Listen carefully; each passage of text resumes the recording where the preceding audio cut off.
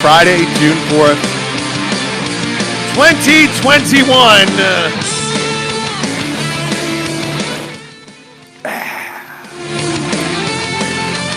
Just over here slurping it up, friends. Right. Devin Booker drops 47 points. The Suns eliminate the Lakers. Jake, I think you got to stop that music. I think we all know that there is a different song you should be playing when we talk about Devin Booker from now on. And, yeah, there it is. Yeah, man. The king is born. Today's the day. The day has finally come. Where Devin Booker. Enjoy it. Now, you're saying that Devin's minted as a superstar now, right? Yeah, but I don't know what else he's going to have to do to be a superstar. I think he is now. Hey, man. 47 on the road in L.A. against Bron. Come on, man. You know. Wait for it.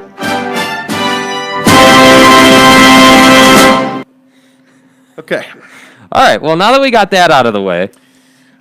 Suns win. Book performs. I don't know what else you could have asked for in a series.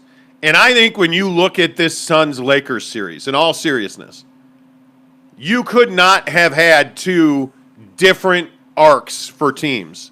The Suns on the way up, on a meteoric rise, and the Lakers on the way down. And the question is, I think obviously it's more compelling to talk about the negatives. But I'll focus on the Suns first. Like, Jake, how good is this Suns team, and how far do you think they can go? Yeah, obviously they're a really good team. Last night I think we saw, outside of obviously what Devin did. That was incredible. But I think from a team perspective, we saw an absolute passing clinic. Whether it was man defense or zone defense, they picked the Lakers apart. And I think that just shows you that the chemistry is there, the buy-in is there, and these guys are seemingly ready to go. Everybody knows their role, knows what they need to do, and they're executing it. And so how far can they go? They're more than capable of making a finals appearance, I can tell you that. I look at their path now, and I say, okay, the Jazz are their biggest hurdle at this point to get to the NBA Finals. Now, obviously, they got to beat Denver for sure. And that's not going to be any easy task, but this team is more than capable of beating Denver. They're more than capable of getting to the Western Conference Finals, and just the same way that yesterday on the show we said that the Jazz are, more than capable of getting to the Finals. So is this Suns team, and I think if you're a Jazz fan looking at this Suns team, you better look out, because I think you have your guy in Donovan Mitchell who's got his confidence, but the Suns have their guy in Devin Booker who, without a doubt. This is historic stuff from him, honestly. Like, this is his coming out party. This is his, whatever way you want to describe it. Now is the time where we can say that, hey, Devin Booker did it on the biggest stage, and I think he's going to continue to do it. So, yeah, I think they're an NBA Finals ready team. Well, and the thing that stands out most is that he did it in a dominant fashion. That first quarter was unbelievable. Every time he shot the ball, you felt like it was going in. And the other thing that you saw really turned up was the defense of the Phoenix Suns really showed out to play. They dominated the Lakers physically, which is shocking, with or without Anthony Davis. After the street clothes Davis. Yeah, this game was never in doubt. And it was really difficult to watch Anthony Davis and Chris Paul struggle with these injuries. Mm-hmm. When Chris Paul laid down on the floor, holding that shoulder, you took in a deep sigh, and you just realize how fragile your health is, and the fact that some guys just can't stay healthy. Yet that did not deter Devin Booker. You look at Booker, you look at him passing. I thought that was another thing. I thought him attacking the boards. He had 11 rebounds in that game. He did everything you could want him to do. And now you got to leave that all behind. And you got to get ready to take on the Denver Nuggets, who we're going to talk about here in a minute. But if you're a Utah Jazz fan, Jake, I think you're hoping I mean, beyond hope that this series with the Clippers and the Mavericks goes to 7, because I think you feel pretty good. I would say you feel pretty good that you're better than both of those teams. Mm-hmm. But I don't think there's any doubt if you're a Utah Jazz fan this morning, tonight you're all about the Dallas Mavericks. Yeah, you want the Mavericks to win. I think that you want this series to go 7. And yesterday, I don't know how many of you guys saw it. Conley's got a mild hamstring strain. So it's not like world ending, but it is there. It is present. And they are going to take care of it. And I think that, if this series can go 7 between the Clippers and the Mavericks, that's only going to help Mike's chances of playing in Game 1. My opinion is either way he's going to play in Game 1. I don't think that he's going to be held out. It's just really a matter of, is he a full go or is he on minutes restriction? What is it? What does it look like? What are they going to have to do to manage that injury? So yeah, if you're a Jazz fan tonight, you definitely are rooting for the Mavericks. And if this game goes 7, you're in the most ideal spot you can be in, because now that allows your team an extra day of rest. Conley should be good, and everything's kosher heading into Game 1 of whoever you end up playing. I guess my feeling is that you would rather have the Mavericks close this out right now. Just be done with it, right? Like, that's what you would rather. Because I think at this point, if I don't die from this post-nasal drip, I think at this point you are heading for a collision with the Phoenix Suns, because I think the Suns are going to beat Denver. If DeAndre Ayton, if the guy can learn to catch a basketball, I think that's the biggest question, because I think Chris Paul is going to deal with this shoulder injury all the way through. Mm-hmm. I just don't know how much I believe that DeAndre Ayton can play a major role against a team that's got an elite big in the Denver Nuggets. Yeah, I mean, I think that here's the thing. The reason that Jokic dominated Nurkic so much is because of the foot speed and the athletic ability. I mean, Nurkic is a very plodding, more traditional big, whereas Jokic is a very mobile big who has elite footwork and can really shoot it. And I think DeAndre Ayton is much more athletic than Yusuf Nurkic, and I think that's going to allow him to make the Joker's life more difficult. That said, I think that, yeah, this whole can't catch the basketball thing, it's a problem, because you want to be able to get Jokic into foul trouble. You want to be able to force the Nuggets to do things that they don't want to do, whether it be with their rotation, whether it be having to put a different guy on DeAndre Ayton so that Jokic doesn't pick up, his third foul in the first quarter or whatever. Those are things you want to be doing to this team. So yeah, I don't think that Jokic is going to come out and dominate DeAndre Ayton. Is he going to have his usual 30 and 10? Probably, but I don't think it's going to be a situation where Jokic is just so much better than Ayton, and Ayton's got to come a long way. I think the two are going to battle, and I think it really just comes down to the Suns' team execution offensively, because when they execute offensively, your worries on defense are pretty much mitigated. Yeah, and I am pretty certain that Chris Paul's going to have a big impact in that series. Obviously, you're going to get a couple of days of rest here and treatment. My guess is he's not going to do much basketballing in that time, but they've got to get him right, because when Chris Paul is right and Devin Booker is playing at this level, and remember what we said on the show yesterday, we wanted to see a more consistent three ball out of Devin Booker. I want more. Well, guess what? We got more out of Devin Booker last night. He was unbelievable, and if you can get Chris Paul just to 60-70%, where he's able to shoot that mid-range, I think you are going to beat Denver, because I don't know how you describe what Denver did in this Portland series other than sometimes they just switched off. They went to sleep. And they, in my opinion, Portland is arguably the worst defensive team in the NBA, certainly in the Western Conference. Their lack of their lack of effort on the defensive end is why Denver was able to catch them and pull away in that game last night. You're not going to see that against Phoenix. Yeah. I think you're going to see a Suns team that's going to attack the Denver Nuggets defensively. And then on the offensive end, you've got 2, 3, 4 guys that play critical feature roles for the Suns.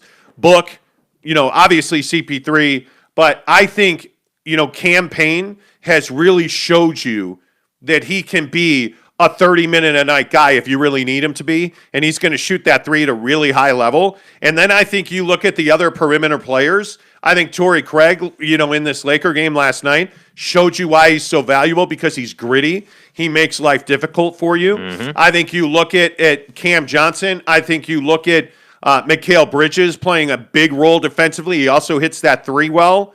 This is going to be a very difficult team for anybody to knock out in a 7-game series, and I think they're going to have their way with the Denver Nuggets. Yeah, and I think the Nuggets, physically took it to the Blazers as well. And I think one guy that the only guy that I could think of that you didn't mention there was Jay Crowder, and I feel like Jay Crowder, for all the antics and everything that makes him a frustrating player to play against, he brings the physicality, he brings the edge that you need in the postseason. And I think that there is a role on every NBA team for that guy. And yeah, last night he was knocking down the three. Will he do it again? Well, that remains to be seen.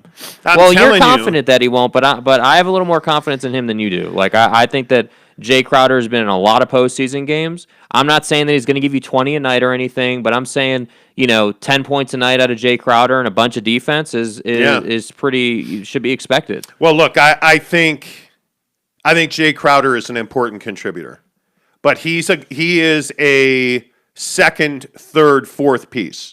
He is a guy that comes off your bench. He can occasionally start. He's a guy that'll knock down an occasional three.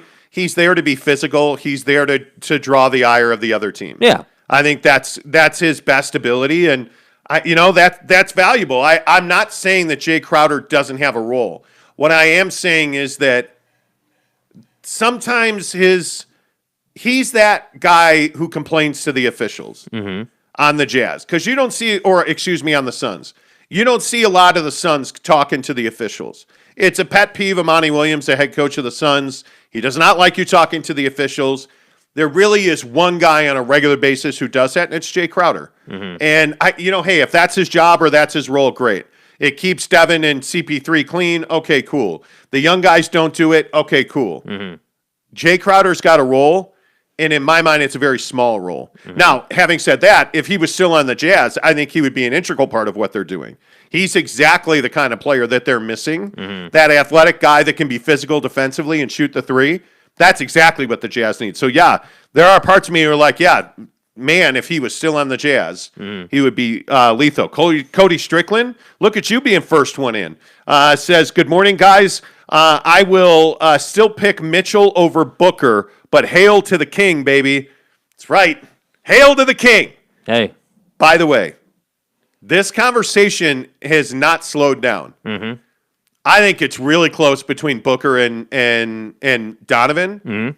I think right now it's Devin Booker, but they both have a really critical offseason in front of them. Yeah, well, and they've both, I think they're, in terms of the postseason, they're pretty even now. You look at what Don did last year, putting up 50 in the bubble multiple times. Devin puts up 47 last night against the Lakers, and I just think that, to be honest with you, I enjoy watching Book more. Honestly, like I like the way he plays the game more, just the way he goes about it. But that's not to say that he's better than Donovan Mitchell. I think Don has proven time and time again, even against the Grizzlies when he just broke their spirit. Absolutely just comes in the game, dominates them. It's over kind of mentality. Those are the kind of things you look for in superstar players, and these two guys have it. Yep, I agree with that. Driftwood, good morning to you. Jackson says first. Nah, if you're not first, you're last. Yeah, man.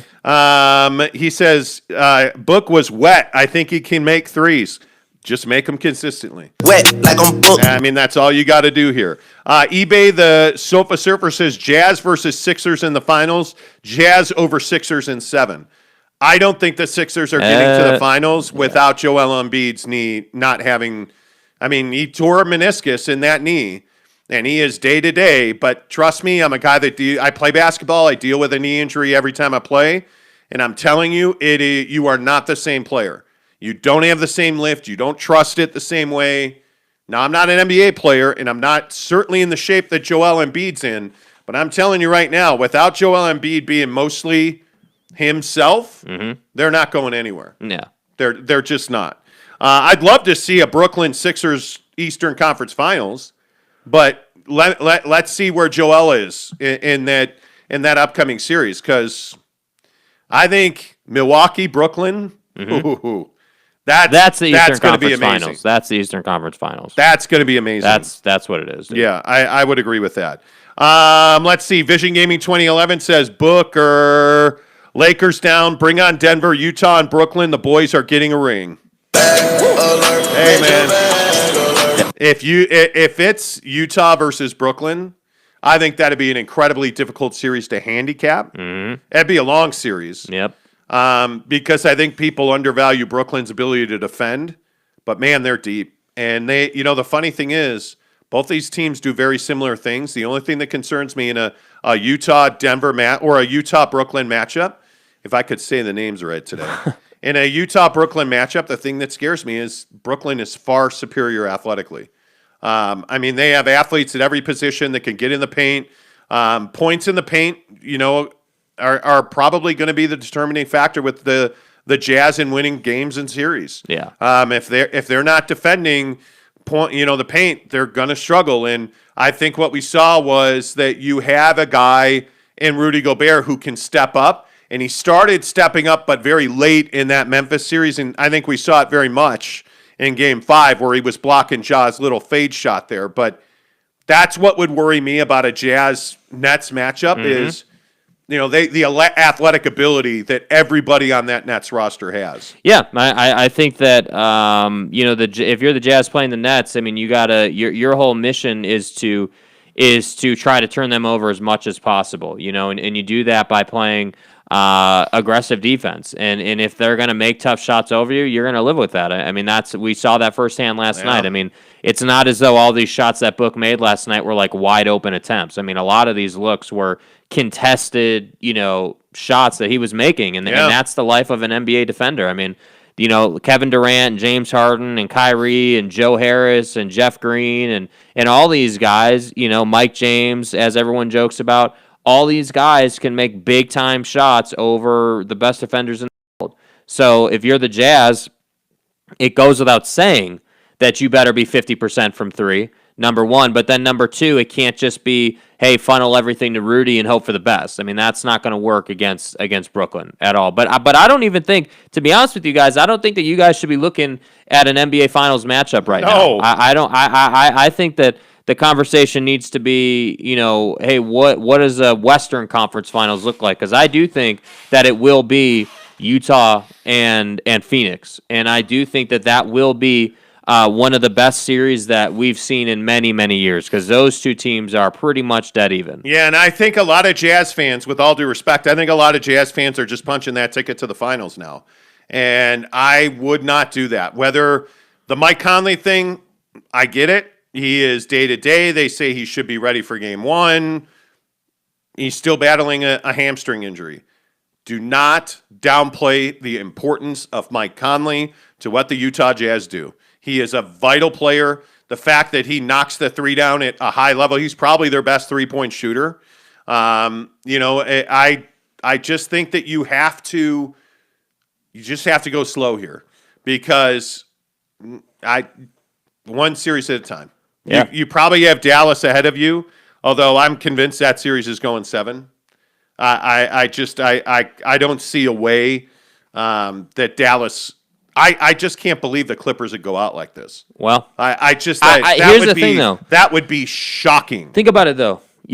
Traditional logic says, yeah, it would be shocking, but let's take a moment here to talk about the Clippers and where this team is at. We're sitting here talking about a team who has consistently said and put up the front, okay, we're a finals contender, right? We're a team that should be one of the best in the West. We're a team that can beat you in a variety of ways. Yep. And we're a team that should be able to handle basically anybody in the Western Conference. And that's not who they've been. They've been a team that's put up this front and then not been able to back it up. And that's why you've seen in this series that the road team has consistently won. And if you're Dallas, I don't think you can afford to go to a Game 7. I don't think that you want any part of Kawhi Leonard on the road. We've seen that story before, So that's why I say I think I as much as I want this to go to 7 games, my feeling is the Clippers collapse is complete tonight. Luka has a dominant Wow. performance, and I think it's over tonight. I really do. Wow. Okay. Well, hey, and that might be the case. And by the way, I've got a massive bucket of crow for all my friends at the Yelpatory who told me that the Lakers were winning last night. Can't wait to deliver that because everybody was all about the Lakers. I'm telling you, we cannot go off of just the branding of teams anymore. We have to take a deeper look at these teams. Yep. eBay the Sofa Surfer says Nets Jordan is their shell and no bench. Well, I don't think the Brooklyn Nets have counted on DeAndre Jordan for a month. Yeah. I mean, you look at what they did in the Celtics series. They started Blake Griffin. They didn't even play DeAndre Jordan in that series. And I think as far as no bench, you might want to watch Bruce Brown play basketball. Nobody knows who Bruce Brown is, and he's one of the most important pieces coming off their bench. Yeah, and I look at, Landry Shamet. They have guys. It's just a matter of the matchup. Steve Nash is very much a matchup guy. I think Steve Nash's preference, much like a lot of NBA coaches, hey, let me play 7-8 guys and win a championship. That's the default want from most NBA coaches. But I think guys like Steve Nash understand also, much like Quinn Snyder does, that playing 7-8 guys is probably not your ticket to the finals. You have to, especially in this year where there's been so much damage, you have got to play a deeper rotation. And, really for the Nets, what that means is you're going to see Claxton, Brown. Frankly, I don't think you're going to see anything much from guards because, you're just, when you have Kyrie and James Harden healthy, those guys are going to play 35, 40 minutes. Yeah. So I wouldn't expect to see, Mike James's role, Tyler Johnson's role. I think those guys are going to be very limited as the playoffs go deeper and deeper. And I think they will. I think they will beat the Bucks. I think the Bucks are a very good team, and I think Drew Holiday is a very good addition for them. But at some point, your best players have to be at their best in the postseason, and I think Giannis and Brook Lopez are not going to be at their best. Now, how Brooklyn decides to defend Giannis is going to be very interesting. Is that a Blake Griffin matchup? Well, I think listen, I think it's a team matchup, and I think, again, to beat the Bucks, it has almost nothing to do with Giannis. Like, Giannis is going to get whatever he wants. He'll get to the free throw line. Like, that's fine. Really, and again, this applies to whoever the Nets are playing, including, the Jazz. The Nets have pretty much no care in the world on defense. They're going to play and work as hard as they can on defense to slow you down and turn you over and do what every NBA team does. But the Nets are all about offense. They're an offensive-minded team. They are just better than you. Their offense is better than your defense, That's right. and that's what their team is about. And I think that, again, they have multiple guys who have hit. James Harden, not necessarily, but Kevin Durant and Kyrie Irving have both hit massive shots in the NBA Finals. So these guys are not going to be at all shy or nervous or any of that stuff. They're going to be coming out looking to dictate to the Bucks, and it's just going to be a matter of, are they making their shots or not? And if they're not making their shots, this will be a long series. And if they are, it's going to be a short series. Simple as that. Spida Cheetah says Bruce Brown is so underrated. They basically finessed Detroit. Yeah, I would agree with that. Austin Parkin says, looking forward to the Clippers getting knocked off tonight. If someone in the East can grow a spine and beat Brooklyn, we'll have a small market only playoffs. It would be glorious. All right, let's talk about this. Here we go. Because there's been a lot. This has been a very hotly contested conversation overnight. Because a-hole Max Kellerman, was tweeting, and I want to make sure, I'm going to pull it up because I want to make sure that I get it right. But Max Kellerman was basically tweeting about what a nightmare it is to have small market teams. And so he said, quote, instead of Lakers Clippers conference finals, we're going to get Denver Utah ? And instead of New York LA finals, maybe Utah Milwaukee. League's got to be happy about that. And everybody started comparing the NBA to the NFL. Well, Green Bay and Tampa, or Green Bay and the NFL is a completely different beast. I don't think there's even a conversation to be had. I don't necessarily believe that Utah Milwaukee would be end of the world for the NBA. But here's the problem. Are you telling me that that would be good business for the NBA? Mm-hmm. I don't know that it's good business, but I certainly do know it's not a bad thing if it's. I think the Jazz have a very good chance of going to the NBA Finals. Mm-hmm. I think the Jazz and the Bucks is a great series. I just don't know how many people are going to watch that series. Yeah, and I don't think that that's the series we're going to get. I think that I do not either. I think that it's going to be Brooklyn and somebody from the West. We've maintained that for a while, and I think that that's how it's playing out. And I think that what I maintain is that a Western Conference Finals of Utah and Phoenix is what the league needs. I mean, your last night, Devin Booker essentially has a coming out party on the national stage. Now everybody knows what he's capable of. You had everybody was watching that because it was the Lakers. So they've seen it. Now everybody gets it. So now, you think about it. You've got Devin Booker in the Western Conference Finals. It's Phoenix and Utah. And you're in a great place. I really do think that series would get a lot of run. And I think that Kellerman's thought process is flawed because the league is not about teams. The NBA is not about teams, right? It's about players and legacies in the postseason. So that's why I say if the NBA was about teams, then why does everybody follow the team that LeBron James is on, right? If the NBA is about teams, why is it that everybody follows where Kevin Durant goes? Because it's not about teams. It's not. It's about players. And in the NFL, it's about teams. And that's just a massive difference. So I don't buy this idea that a Milwaukee Utah finals would be miserable for the league. You've got Giannis, you've got Donovan Mitchell, you've got Rudy Gobert, you've got your sixth man in the year in Jordan Clarkson. Like what do you mean that wouldn't be entertaining? I think I think you have to have one side or the other.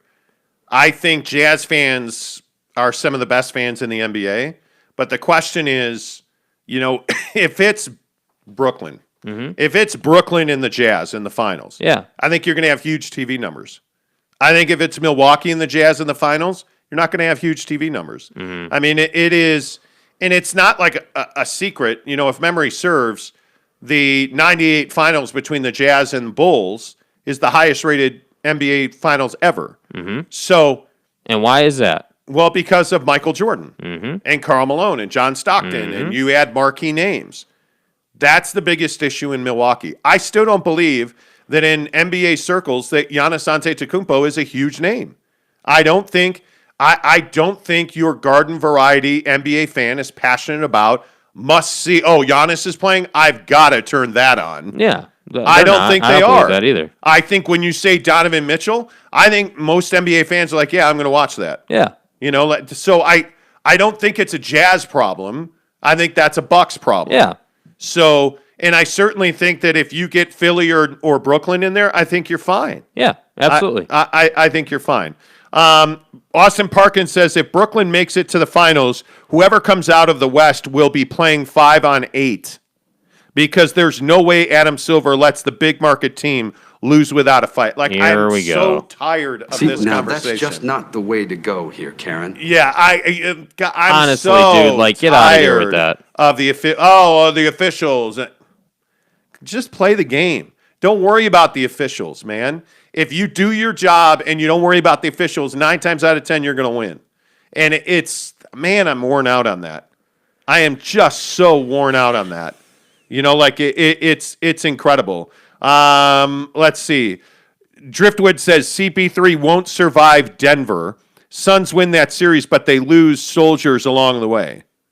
Maybe. Man, the Suns are better than the Denver Nuggets. I think Chris Paul is really starting to take seriously how he goes about playing the game, and I think you're not going to see him even last night we saw it. I mean, he was definitely playing risk-adverse basketball. He was just facilitating, really kind of picking his spots. I mean, everybody's showing that highlight of him in the paint against Gasol. Like, those are the kind of matchups where, they're going to let him play, but you're not going to get into a physical battle with Austin Rivers and Chris Paul. The Suns cannot permit that to happen. Chris Paul needs to be playing Campazzo most of the night, and then they'll figure it out from there. That's what you need.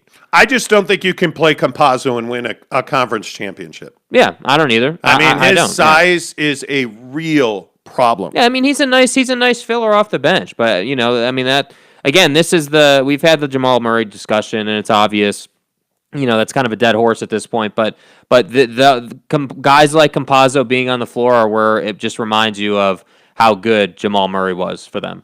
Well, I mean, they've got to get. My guess is you're going to see Will Barton. Yeah. In this Phoenix series. I mean, you have to get him. I don't know what you do. I don't know what you do about PJ Dozier. The Nuggets need PJ Dozier to play. He is by far their best defensive option at the guard spot.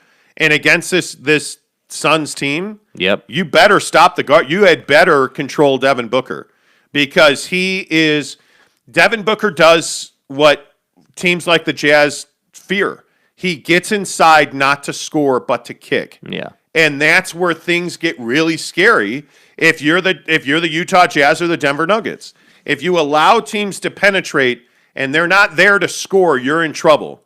Because what you see is that the natural instinct of elite defensive teams is to protect the paint and collapse.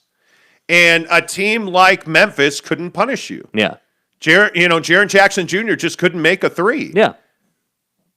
The Phoenix Suns, all they do is make threes. And you have almost every guy outside of DeAndre Ayton on the floor who makes threes. Other than DeAndre Ayton, whether it's Jay Crowder, whether it's Mikal Bridges, certainly Devin Booker, Cam Payne, CP3, Cam Johnson. Yes. I mean, you just roll call their guards and forwards, and they all shoot the three exceptionally well. So for me, Denver's got to keep Devin Booker out of the paint. They have got to reduce him to a mid-range three-point shooting player. Because that dunk against the Lakers essentially ended that game. Whatever game that was, game 3 or whatever. That dunk essentially ended that game. Well, and I think the other thing that has to be said here is Devin Booker has supreme confidence now. And that's really the thing that I think launches players to the next level in the postseason. Again, with Donovan, he comes back in game 2. He torches the Grizzlies. And what do we see the rest of the series? Supreme confidence. Every shot's going down. Never a doubt that it was going in. And that's why I say, again, the Jazz, not to take anything away from them, but Memphis isn't exactly the most complete team. So all I'm waiting to see from the Jazz is what does it look like when they play a team that really stacks up against them well? What do the Jazz do? Do we see 40+% from the three-point line? Do we see 55% from the field, in the painted area, in those close areas? That's what they're going to have to do to win these games. And I don't think that people quite understand how much better the defense is going to get against the Jazz quite yet until game 1 of the next series starts to play out, because it's going to get a lot better. Yeah, and by the way, Ace says, you guys, excuse me, good Lord. Are you okay, Donnie? Dude, I'm telling you, I got this little, and I get it every year for a couple of weeks. I get this little cough, post-nasal drip with allergies, and it absolutely crushes me, and I hate it. Fucked. Yeah, I am. Like, it comes out of nowhere. The little cough comes out of nowhere. It makes me crazy. Ace's message got buried, but he basically said the Nuggets got dominated by the Jazz at the game that we were at. He said, you guys were there. You saw it with your own eyes. Well, There's I also some think caveats, that, though. Yeah, that's the regular season. Don didn't play in that game. And I think you also see that, guys like Monte Morris are having huge impacts. Didn't play in that game. Will Barton didn't play in that game. You have a Denver Nuggets team that is not the same team that they were in the regular season. We're seeing that. Yeah. And you're seeing Nikola Jokic really orchestrate what I think is one of the better offenses in the Western Conference. And what he's doing is he is taking the ball at the free throw line, essentially, dribbling a little bit, and then passing.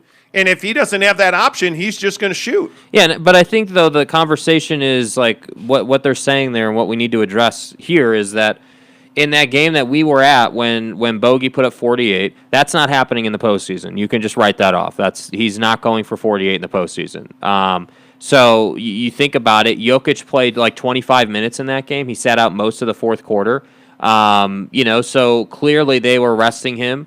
and not playing, like their best basketball. And so again, yes, all credit to the Jazz. They won the game. Awesome. But I'm not going to sit here and say that, well, just because the Jazz won by this amount in the regular season means that in a 7-game series they're going to easily handle the Nuggets. And it's the Bucks and the Nets. Yeah. The Nets got dominated by Milwaukee in the regular season. Mm-hmm. Well, that's because all their guys didn't play together. And can Milwaukee do that to the Nets in the postseason? I don't think so. Mm-hmm. By the way, the other guy that I think you have to talk about is Austin Rivers, who had been on the team just a week or 10 days at that point, and now is just absolutely dropping bombs from Torching. three. Yeah. I mean, he is really shooting the ball well. He also commits stupid turnovers. Yeah, Michael Porter Jr. has hit his stride as well. Man. What he did those corner threes out of him are. And by the way, there's some guy named Aaron amazing. Gordon who was hitting daggers last night. Well, no. Like we've got it. There was a guy commenting yesterday about, "Are you guys ever wrong?" was his question. I don't know if we're ever wrong, but we're certainly going to stop saying how right we are, because I obviously, Aaron Gordon was a big Here's pickup the for deal. them. I'm the best there is. Aaron Gordon was a big pickup for them. I'm telling you that, Bruce Brown, like all these contenders that picked up critical pieces. Yep. Those are the teams that are winning. Like, call me crazy. Chris Paul winning with the Suns. I look at the Lakers. What did the Lakers do? Didn't really pick anybody up. Mm-hmm. The Lakers are out. I look at the Clippers. Same team. They're on the verge of being out. You can go up and down the list in the Western Conference. The teams who got better at the deadline or before are the teams that are playing really good basketball right now. Mm-hmm. And it's the only thing that scares me about the Jazz is their depth. Because I understand that when they're healthy, the Jazz have quality contributors off the bench. As soon as you take Mike Conley or Donovan Mitchell out of that rotation, and you start asking guys like Joe Ingles to start, it becomes a problem for the Utah Jazz. Yeah. Because that depth is good off the bench, not very good in the starting lineup. And I think guys like Joe Ingles are the perfect example of that. And when you start having to play Oni, or, when you start having to go into the, greatest player that's ever worn a Jazz uniform, Trent Forrest, well, I think you're digging a little too deep now. My fucking ass. Yeah, and I still don't understand the trend. Oh my God, Trent Forrest! In my eyes, he's the greatest to ever do it. Yeah, I get it, Coach. I get it. Whatever. Achilles Jean-Pierre says 2011 Dirk equals 2021 Jokic. Can we win a championship before we start doing that? I'd remind you that 2011 Dirk won a championship. I'd remind you that 2011 Dirk is a Hall of Famer, bro. Like Jokic still has to, Jokic, Don, Book, all these guys still have to go out and actually win something. Dame. Mitchell Harding has a serious question. Mm-hmm. Like I said, who's better at ball, Trent Forrest or Lucas Moth? I want more. I want more from Lucas Mom. Hell yeah. You're welcome. Yeah, you're welcome. Tanner Plummer says, I agree with most of your takes, but do you feel that you're extra critical of the Jazz? I could be wrong. Well, we just talk Jazz pretty much every day on this show. I don't feel like, to be completely honest with you, man, I don't feel like we're extra critical of the Jazz. I feel like that Jazz fans don't want to hear the fact that this team isn't sliced bread. That's what I feel like. I feel like the media here in Salt Lake blows this team on a daily basis and says that they're the best thing ever and everything's awesome, and they don't give you a fair perspective. And so when we talk about it and we give you every side of the story, it turns into, oh, well, you guys hate Rudy and you guys hate the Jazz and blah, blah, blah. And it's like, no, dude. We're actually just looking at it and we're saying, hey, it's deadline day in the NBA and you guys didn't add anything to your roster. Meanwhile, you've got team A, B, C, D, and E adding key contributors. And now, those key contributors are doing a lot of things. And so, sorry if that upsets you.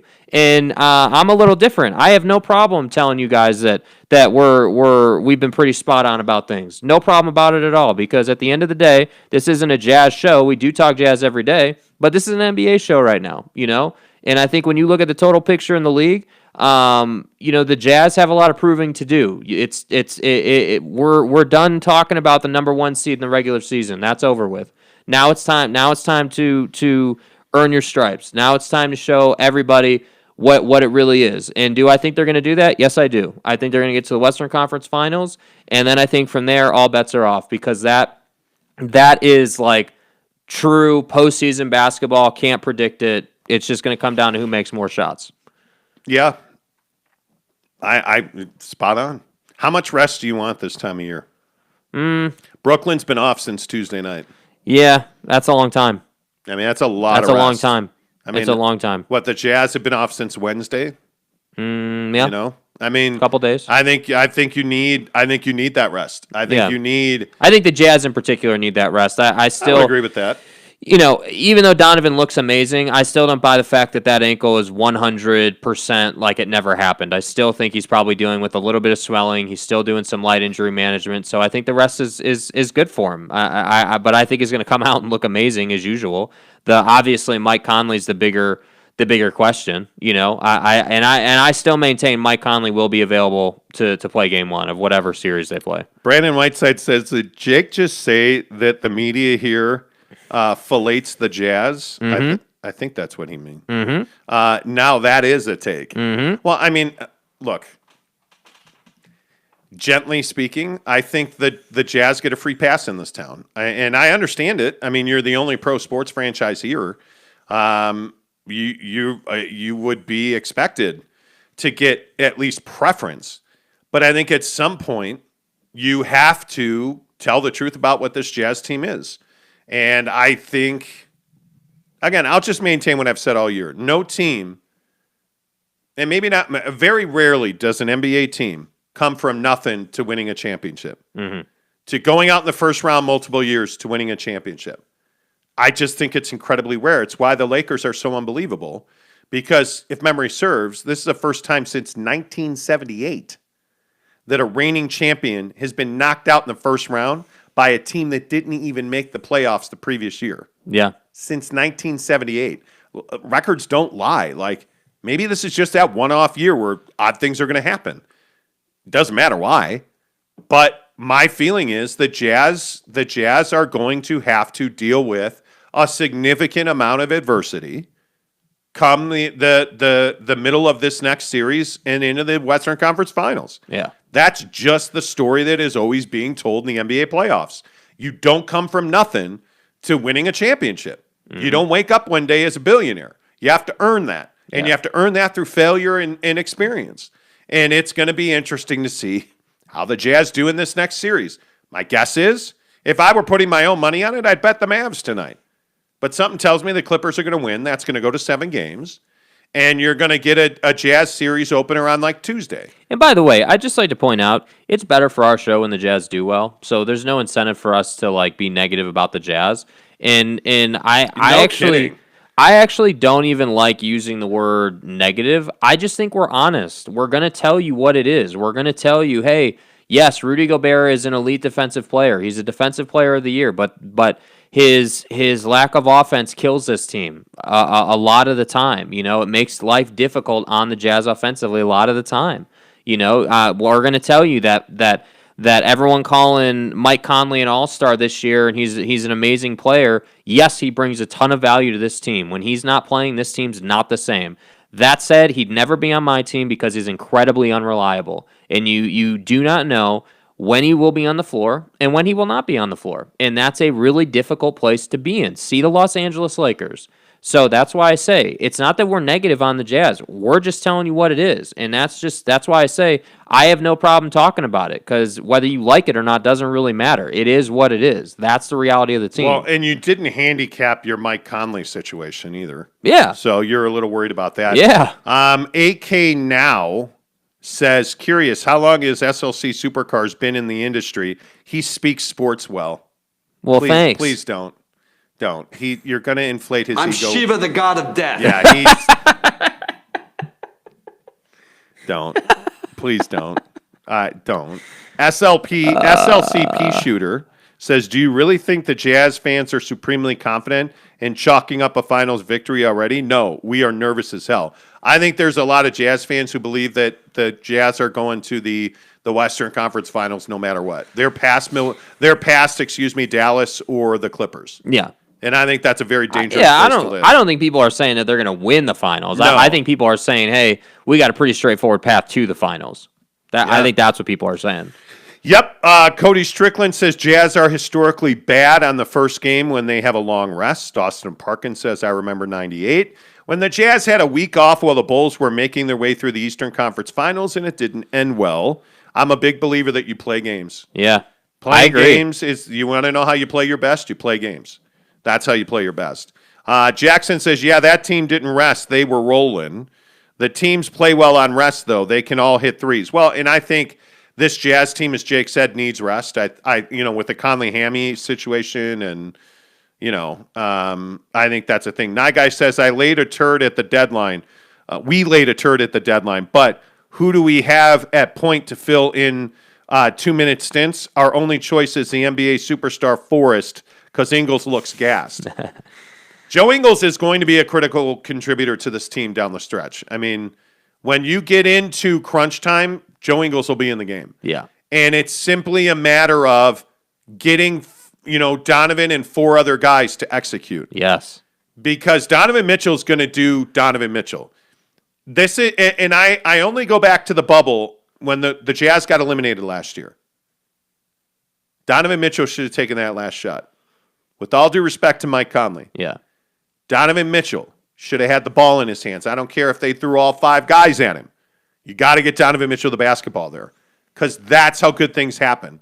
Because he didn't get the ball, and what happened? Nothing good. If Donovan gets the ball, he's double-teamed, and he shoots and he misses, same effect, right? Same result. But my guess is Donovan Mitchell is thirsty for that big game shot. He loves it. Yeah. Give him the ball. Don't make that mistake twice. Yeah, and even if he misses the game-winning shot, you can at least say you did everything you could. Yeah, who cares? Yeah. Who cares? Yeah. And I think the Jazz are getting a lot of big performances. I mean, you're not seeing a lot out of Derek Favors. Right. But I think Derek Favors is giving you, and Favors is going to be critical. If you go up against Dallas, Boban's not going to play a lot of minutes in that series. I mean, I don't see a way that Boban started the other night for Dallas, and it made a real big difference. In a Jazz series, I don't see how he would have a lot of minutes there. Well, I don't know who they're going to play against Rudy. I mean, you're really going to try and put Porzingis on Rudy? I think Rudy's not an offensive thing. It's not something you worry about offensively. But I think, I would agree with that, obviously. But I think if you're Dallas, you're sitting there saying, okay, well, rebounding-wise, we can't let Rudy get 20 boards in a game and think that we're going to have the best shot to win. See, I just don't think that matters. I think what you saw Rudy do to Memphis is what you can't tolerate. And that is, hey, Rudy getting rebounds, but also scoring. Rudy getting rebounds and, you can't allow him to wreak havoc. And the only way Rudy Gobert wreaks havoc is being within 3 feet of the basket. And so what you have to do is you have to understand that you're going to take some putbacks from Rudy Gobert. But you've got to get him out of the paint on defense. Yeah.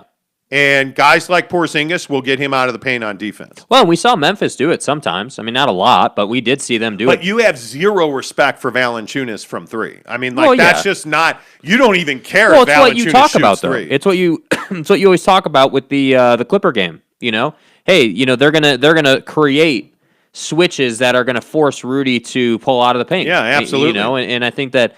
Oddly enough, the Clippers are a team that the Jazz could see, but even if it is Dallas, I think that, Dallas is no slouch. I think Dallas is a smart team, a savvy team. And I think that any team that plays the Jazz is going to find a way to get Rudy Gobert out of the paint. It really is that simple because once you get him out of the paint, now you're talking about rotating the ball. You're getting the drive off the weak side and you're going to get really high percentage looks. And that's what I always come back to, whether we're talking about the Jazz winning games or any other team in the league. It is about getting your best player the highest percentage look that you can get him. So if that's a fadeaway 3 off the wing for Donovan Mitchell over Valanciunas, great. Yeah.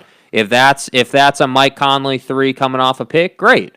But when you're playing the Jazz, getting Rudy out of the paint is priority number one.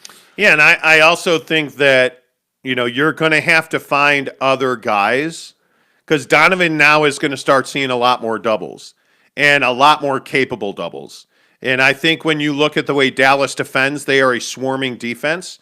So that three from guys like George Niang is going to have to keep going in. Yeah. And I will also say, man, how have we not brought this up already? But I still think you got to get more from Bojan Bogdanovic. I think, everybody said that you couldn't win a championship because he was hurt in the bubble last year. Mm-hmm. But it's not like he's giving you 30 a night here. They're not, but that's not his fault either, though. We had this discussion many times, and I think it's still front and center. It is a subtopic of the Jazz right now. How is it? How do we get Bojan going on the block? I mean, because that's what it needs to be, because that's how they're going to get that. That's how, when he's scoring on the block, the defense starts collapsing more aggressively, which then allows you to get it back out and get wide open looks for the Niangs. Can pass. Yeah. And this is, that's why I say it'll be interesting to see what this next this iteration of the Jazz is in the next round. Like you saw at times in that Memphis series how frustrated his teammates were with Jordan Clarkson at times, where 2-3 times he was pulled aside and saying, "Hey, maybe make that extra pass instead of shooting over two guys," or shooting another three when you've missed the previous three. I think it'll be interesting to see how that goes. I do. By the way, I also don't want to go too far without getting back to the Lakers. Mm-hmm. What's next? I think you've got to find a way to make over this roster. And obviously, AD and LeBron are going to be there. No question about that. Yeah. LeBron talked about it post-game last night that, having this much rest, 3 months to rest, recuperate, and build is something he's not used to, and he's never had that. Well, now he's got full 3 months. AD's got a full 3 months to rest and recover this groin and then build his body. And I think what you're seeing is the tipping point in these two guys' career, because Anthony Davis is going to have to step up and become reliably a superstar, like reliably somebody who plays 75 games a year. After the street clothes Davis. You've got to be able to count on him, and Charles is right. As cold-blooded as that is, Charles is right there. Yeah. I think that this is a critical offseason for the Lakers. I think you have got to – I don't know what you do with Dennis Schroeder. I mean, he was such a disappointment in this series. You got to – I would keep him. I think you got to ride with him. I think that he I don't know, man. Well, who else are you going to go and get? I mean, you can – I mean, obviously, it doesn't help that he's going to be looking for money. So, I mean, if he's not willing to negotiate at all and he's going to be wanting that – I think he said he wanted like a 3-year deal, with a bunch of money. And so if that's the case, he probably won't be on the team. But I think that it's easy to say, oh, well, we don't want this guy on the team anymore because he had a couple bad games in the postseason. And yeah, I think it's more than that to me. Is it though? Because he was one of the key contributors in the regular season that got them to even in the postseason. Right, but he didn't want to shoot in the series. Mm-hmm. He was scared to shoot. He was hesitant to shoot. That's not a physical. That's a mental problem, and you can't win with those guys. You need guys who understand the moment that requires you to shoot that three. Yeah. LeBron needs guys around, especially now at this advanced, stage of his career. He needs guys to shoot threes. And we saw that moment he had with KCP, early in the playoffs. We all saw the highlight of LeBron telling him to shoot it every time. And, so I don't know, man. I think the Lakers and frankly, LeBron James needs to get a better understanding of who he's going to be at this point in his career, because this whole idea that he was on the block like 20 times in this series or whatever and passed like 15 of those times, like he's being a passive player. Well, but he doesn't have explosiveness. So this is the major conversation around LeBron James right now. Is it the ankle? Is that why he doesn't have explosiveness? That would be my guess. Is it age?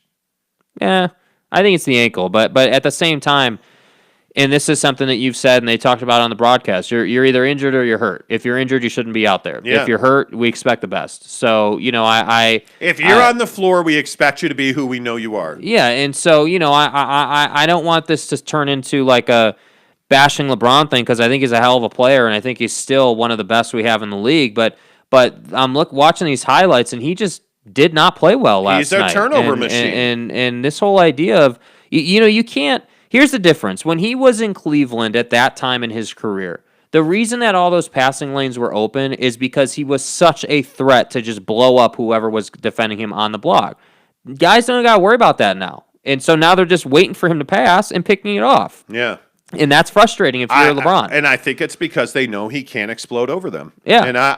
And again, is that the ankle or is that father time? I don't think it's father time yet. I think that yes, he's getting older. There's no doubt. He's not Cleveland Cavalier LeBron James, but the ankle is definitely hurting. But listen, there's a difference between being able to jump out of the gym on an alley-oop or a fast break and having two bodies on you and being able to explode over them and dunk. And that's who he's always been. And right now, LeBron's not the guy that's jumping over two guys and dunking. Right. And I think some of that is the ankle. But I think when you look at this Laker team, they have such phenomenal chemistry on like the top three guys. Like KCP, I don't think there's any doubt that Alex Caruso, LeBron James, Anthony Davis, those guys like each other. They know each other. They want to play together. Right. I don't think they love having Dennis Schroeder. I don't think Andre Drummond worked out at all. No. I don't know what you do with Kyle Kuzma because, again, there was a moment last night where Kyle Kuzma shot that air ball and everybody was like, what are you doing? Yeah. Like just two guys threw their hand. LeBron and I can't remember who the other guy was, just threw their hands up like, what was that? Yeah. Like the chemistry that carried them to a championship last year now is thinner because it's only at the top half of the roster. And it's LeBron's guys, Caruso, KCP, AD. Yeah. They're all good.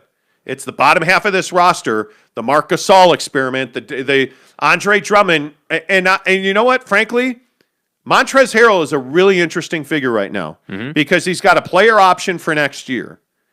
Now, do you want to be in LA? Do you want to, compete for a championship? Because the Lakers are going to compete for a championship every year. Yeah.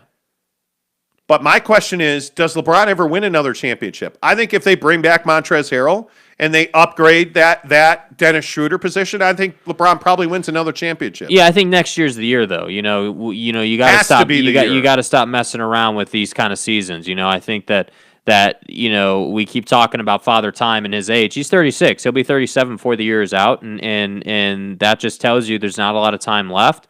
And on the flip side, he's also, like you were just saying, going to get his 90 days of rest. He's going to get his 3 months off. He's going to get his time. He's going to be able to build his body.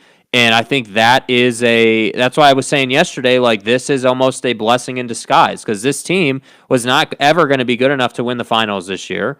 And it just, I just felt like, hey, go home now. Go get your rest. Go get your treatment. Build your body. Like, get back to being who you are. Yes. And then come back next year and run roughshod on the league one more time, have another go, and then from there you got to evaluate. I think if you're the Lakers, let's say you do win a championship next year, LeBron's got to decide how much longer he's going to play. I mean, is he going to be, is he going to be a guy that plays into his early 40s? I don't know. I mean, he said that he wants to. He said that he wants to play with Bronny. But Bronny's still got a couple years till he's going to be jumping into the league. So what does that look like for LeBron? The last thing I'd say is I don't think LeBron James wants to turn this into a thing where he goes out on a losing note. That just doesn't seem like the proper ending. You're certainly not going to go out the way they went out last night. Yeah. That's not going to happen. Yeah. But I see a lot of people like Brandon Whiteside's. LeBron will beg for more stars and the league will get him his help. See, and that's why I say, what are you talking about? Like, I just the league will get him his help. What does that even mean, dude? See the Nets. This is a piggyback league full of players that need superstar team ups. Okay, I don't think they need superstar team ups. I think they want to play together. I think there are guys. Kyrie and Kevin Durant wanted to play together. They're friends. They're boys. They're buds. Like, you want to play with your friends. And what I think, and this is a concept that I think a lot of fans struggle with. When you are elite, you want to be surrounded by elite, right? Elite, what does Nick Saban say? Elite players don't like underachievers. And underachievers don't like being around elite players. I mean, the pressure, when you're on LeBron's team, do you understand the pressure that it is to make sure you're hitting threes? Do you understand that? Yeah. Do you understand? And the example that I would point to is Kyrie Irving. Mm-hmm. Kyrie Irving didn't want to play with LeBron anymore. He went to Boston and fell completely on his face. And now he's in Brooklyn, and he's not the number one in Brooklyn. So he's better off. It's really difficult to play with guys that are the best in the business. I mean, I'm telling you. Yeah. It is so easy, so much easier to be on a team of mediocre basketball players than it is to have two superstars and try to be one of those mediocre guys propping them up. It's damn near impossible. Yeah, I agree. Yeah. Austin Parkins says, Anthony Davis, it's true, Your Honor. That man has no D. Okay. After the street clothes Davis. Yeah, Swiderski, good morning to you. He says, so tonight we want the Clippers, ? And the Mavs in 7. I think you want the Mavericks to win tonight. Because I'm telling you, you do not want the Clippers in the semis. You want nothing to do with the LA Clippers. Nothing. Yeah. Nothing. There's two schools of thoughts here, okay? The first one is what you just laid out, that you don't want the Clippers on any level. The second one would be, hey, we wanted to go to Game 7 and we don't care who we're going to play because we're going to be rested.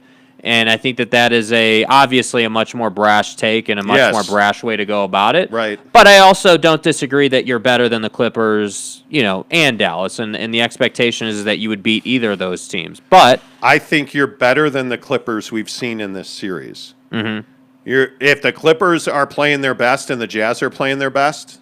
Yeah, that's the unfortunate part about the Clippers, man. You don't know what you're going to get. You don't know, what Clippers are going to show up tonight. No idea. Who is Paul George going to be hitting the side of the backboard again, or is he going to be wet? Is Kawhi going to be airballing the game winner, or is he going to be wet? We don't know. Yeah. And that's the most frustrating thing, and that's why I say I'm no longer going to be the guy that sits here and says, yeah, put your money on the Clippers, have a bunch of faith in the Clippers, because I don't think that they've earned that respect, and I think that as much as we joke about Luka and his hot-ass mom, Luka's the guy that's knocking down shots. Luka's the guy that's giving them 40. Luka's the guy that's dominating them. So that's what you can count on, is Luka showing up. And Luka can carry you to a win in a game or a series. He can. Trust me. He's doing it right now. Illert Genick, look, Illert, drug use this early in the morning is something I would try to dissuade you from. I want more. No, you don't. Illert Genick says, trade Clarkson for Dennis Schroeder. For such a smart person, you really are lost, aren't you? Really? He says Schroeder's a better defender and point guard than Clarkson. Nobody asked Jordan Clarkson to defend, and nobody asked him to be a point guard. What you want Jordan Clarkson to do is come in and shoot the ball and score the ball. I want it. Now, it'd be nice occasionally if he'd pass the ball. He doesn't. It'd be nice if once every 10 games or 20 games he got an assist. He won't. But you're not asking him to be a facilitator. He's got one job, and it's to murder people. Come in, score the ball, and then go sit down. God bless. That's it. Dennis Schroeder, I want nothing to do with Dennis Schroeder on the Jazz. Mirzinski, wow, comment dump. Mirzinski says, I trust Clarkson a lot more than I trust Schroeder. Agree. Yeah. Steven Crocio, hello. He's a Titan fan. Hope you enjoy Aaron Rodgers. I have to say, based on how Chris Paul struggled against the Lakers, it's all about Devin Booker. Without him, Phoenix Suns would struggle the same way the Lakers did. Agree. Yeah. I mean, Devin Booker's the best player on the planet right now, ever. And ever. Anyway. Wet like on book. He's not. That's me being... Anyway. The Nye Guy says, us hard hat and lunch pail NBA fans do love to see the super teams get beat. The Lakers got theirs for years, so I'm enjoying them being bounced. Of course you are. Swiderski says, being elite, but elevate the rest of the team like Spida. I know. So Mavs. Yeah, well, look, Swiderski. I think Luka or Donovan Mitchell? I'd go with Don. I think I'd go with Donovan. I would go with Don. Yeah, I don't like that. We do see Don complain sometimes, but I don't like that Luka, and he's not doing it in the postseason as much, but it just annoys me with how much he bitches at the officials, dude. It's constant, like every single play. And I feel like at some point that comes back around. So, game to game, I would probably take Don. Honestly, I would. The other thing that drives me crazy about Luka, anytime the Mavericks lose, he's throwing things. He's got his head in his hands, and he's like, man, I have to be better. This is on me. Mm-hmm. I was terrible tonight. So wait, you're the only reason the Mavs win or lose? I mean, it may be true, and frankly it is. But it's just that mentality, that attitude. Yeah. He's just a child. I'll try to stay calm and not curse. I'm not a Luka fan. I'm not. I'm just going to say it now. I'm not a Luka Doncic fan. I have a lot of respect for his game. His mom's got a great rack, but she vexes me. Mm-hmm. No, I'm going to stop right there. Terribly vexed. Yes, I'm just not a Luka Doncic fan. I despised the Mavericks when they won the championship with that dumb little guard. I can't remember his name, and the German Jesus, Dirk Nowitzki. Like, okay, we get it. You kick guys in the nuts. We understand how you get so much space, right? Like, what was that little? Oh, I remember. J.J. Barea. Screw you. Schemers trying to control their little world. Man, I hate that team. I love Mark Cuban. I love him as an entrepreneur. I listen to him. We've tweeted back and forth, So essentially I got an autograph on Twitter. I'm kidding. The point is, I don't know. I just don't like the Mavs. James Knight, good morning to you, says, yeah, I know, Monty. You were telling us we don't want the Lakers, Suns, Clippers. Oh, yeah, that's right. Any of those teams who has athletic guys like Morant, take note. Okay, so. I love this. I love this so much. So, wait, you're comparing the Lakers, Clippers, Suns to Ja Morant. Well, everybody on the Suns essentially has Ja Morant's athletic ability. The Clippers, while they're not playing real well, do you really want to play the Clippers? You really think the Clippers, that's the matchup you want? Like, I think, and James, with all due respect, you're just never willing to give other clubs credit.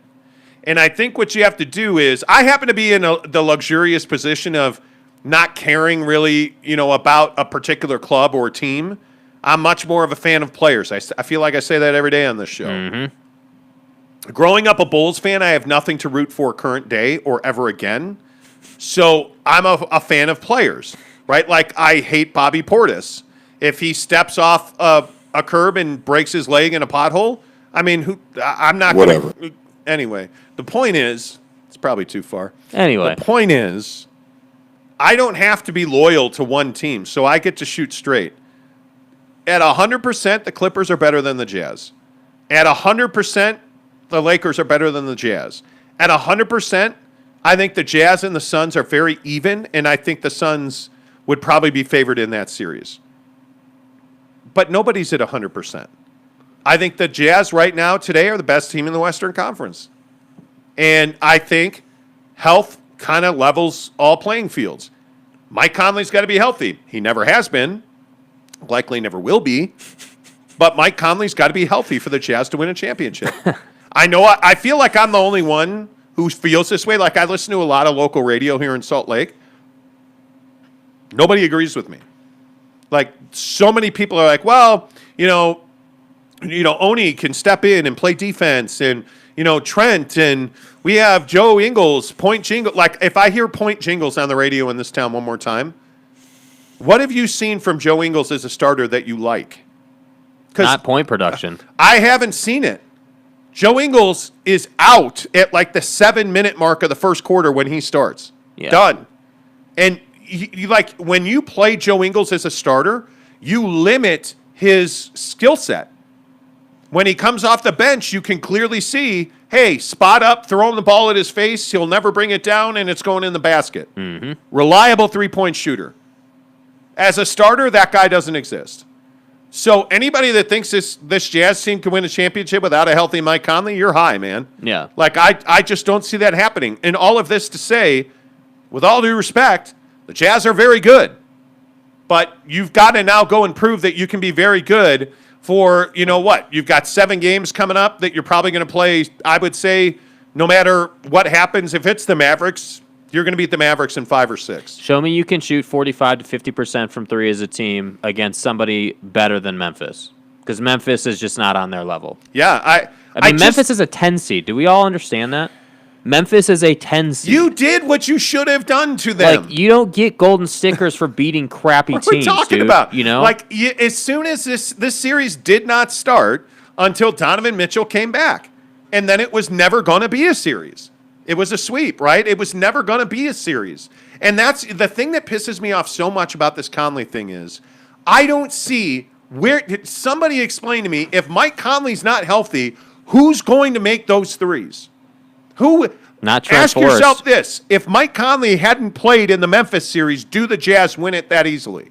Because I'm here to tell you they wouldn't have. He was there to prove a point that you should have kept me in Memphis, right? Memphis, Utah. Yeah. All those threes he made in that series. All that defense he played in that series. all the trash talking on Dylan Brooks. They needed that to win that series. Mike Conley is a pivotal piece of the puzzle for the Jazz to win a championship, and I hope you embrace that. And I hope, frankly, if he's hurt and he's out, I hope I'm wrong. Because I am desperate to see this Jazz fan base get a ring. Desperate. It's been so long, and there's been so much heartache. I'm desperate to see the Jazz win a ring just for the fan base alone. But, man, I'm telling you right now, you got to have Mike Conley to get that done. Yeah. You got to have it. Jose Luis BG says you just can't win a championship with Niang and Ingles on your starting lineup. You need them to come off the bench. That's exactly right. That's exactly right. And George Niang's a great example. When Don was out, like he started a lot, and it limits what you get off the bench. So games are tighter down the stretch. That Blazer game, is the perfect example of that. Yep. Finally, you're saying something nice about the Jazz, Mickey says. Well, no, I'm not even doing that. Tanner Plummer says Memphis was a 9 seed, but I got your point, Jake. Whatever they were. Whatever the hell they were, dude. Can we all just agree that Memphis is a team that's not even in the same atmosphere or the same galaxy as the Utah Jazz? I mean, this is you guys are sitting here saying, not everybody, but, some of these comments are like, oh, well, we would handle the Clippers because we handled Memphis. Yeah. You're not handling the Clippers like you handled Memphis. I mean, Memphis legit has one superstar. I would call not a superstar, an emerging star in Ja Morant, a guy that you have to respect, a guy that can beat you. Dylan Brooks is a hit-and-miss player. Some games he's giving you 30, some games he's giving you 15. Zero control of his emotions. Yeah, like he can be had. He's not anything that I got to worry about, And then Valanciunas is just your traditional big. So I look at the Clippers and I say, man, I don't like the Clippers. I think they're an incredibly inconsistent team. But, man, when they're on, you're in trouble, bro. You are in trouble. You're talking about 30-35 from Paul George. You're talking about 20-10-10 from Kawhi Leonard. That is trouble. And it just takes one quarter, one half to really get a team going. So, anyway, here nor there. Okay, it's National fucking Donut Day. Can we talk about National Donut Day? Stupid JJ Barea. Okay, fuck you. How's that? Okay, that was probably over the top for donuts. But we're an hour and 15 minutes into the show on National Donut Day. We haven't had the discussion if an apple fritter's a donut or not. God damn it. You always got to bring these things up. I mean, yesterday is cereal soup. What kind of no. Well, I'm not humoring that. I blocked Casey Finlinson from the show over that question, so I didn't. I want more. Yeah, I want more from you, Casey. By the way, football is 90 days away. Mm-hmm. It's 91 days. Utes kick off in 91 days. I cannot wait. Actually, yeah, that was yesterday. 90 days. You're right. I cannot wait. And I think it's 97 days until the BYU Utah game. Mm-hmm. The Holy War. Let's go. By the way, should we mention we're giving away a TV? Should we Oh mention yeah, that? we're an hour and 15 minutes into this. How many subscribers? Subs. Don't be a simp, be a sub. More. Ooh, Jake. Yeah. Jake, good news. No, you don't have to say that out loud. I just wanted to show this to you. Well, there you go. Yeah, See? There will be a big side hustle update for you coming as well. What was I going to say here? Subs. Oh, subscribers. Thank you. Yeah, you know, See, the I looked important at the stuff. email See, and- the important stuff. You know, you go to the email instead of going to the channel, and this is what happens. We are at 939. Okay. Look at that. We picked up 60 10. to go. That's 60. Well, no, actually. I don't give a baker's I don't care if they're a 9 seed or a 10 seed. It's 60 to go. 61 to go. Douche. 61 to 1,000. When we get to 1,000 subscribers on this show, we are going to give away a 50-inch Samsung UHD crystal showing 4K. distributor and stuff rocket ship of a TV. That's all. So I said, yeah. A 50-inch crystal UHD 4K TV from Samsung with a year of Disney Plus streaming. Please take it out of my living room. We will ship internationally. We will ship anywhere you are. All you have to do is subscribe to this channel. Take a screenshot that you're subscribed. Tag us on Twitter or Instagram, The Monty Show, Monty, The Monty Show. Hey, that's me. Or if you want, you can waste your life on that simp right there. Empty. The opposite of full. And, well, you have to tag him to win. SLC Supercars. So I'm The Monty Show. Jake is SLC Supercars on Twitter and Instagram. By the way, Yeah. have you broken 100 followers on Twitter? Dude, I'm at 269. So can you put It some was respect, 69, put bro. some respect on hey, my name? bro, put some respect on my name. Yeah. And we were saying that. Yeah, can somebody please subscribe or follow Jake? Bro, get it right. I want better fucking execution. Can Are we somebody, clear on that? Can somebody please follow Jake on Twitter? He has 263 followers. I want more. Yeah, I want more too. Follow me. I'd like to get to 5,000 followers. Fuck. I'd like to get to 5,000 followers on Twitter. Please. I guess I'm begging. I don't know. Anyway, the point is, take a screenshot that you subscribe to our channel on YouTube, tag The Monty Show, tag SLC Supercars on Twitter or Instagram. By the way, follow me on Instagram as well. And you're entered to win. If you've already done that in the Xbox or the PS5 drawings that we did, you're entered to win already. The day that we get to 1,000 subscribers, the very next show, we will announce that winner. Yeah. And I really need the TV out of my living room. It's pissing my wife off. Our cleaning lady, because, well, we have first world problems, came to the crib yesterday and she was like dusting it. And she's like, this is so dirty, it'll be an extra $1,000. Well, So we need to get the TV out of. So I'm sitting here at the Yelpatory yesterday working. My wife's like, hey, you need to get rid of that TV, fat ass, because it ruined my Spanx shirt. Pump those numbers up. Those are rookie numbers in this racket. So when UPS delivered the box, the TV, they literally just slang that thing up onto the porch, right? And left it there. So my wife goes upstairs, brings it in, and, you know, she has on a white Spanx t-shirt because they're really comfortable t-shirts.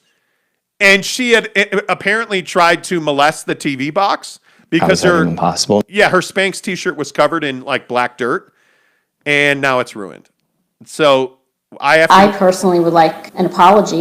there was no apology. I made her buy me lunch yesterday. And then, you know, we went about our lives.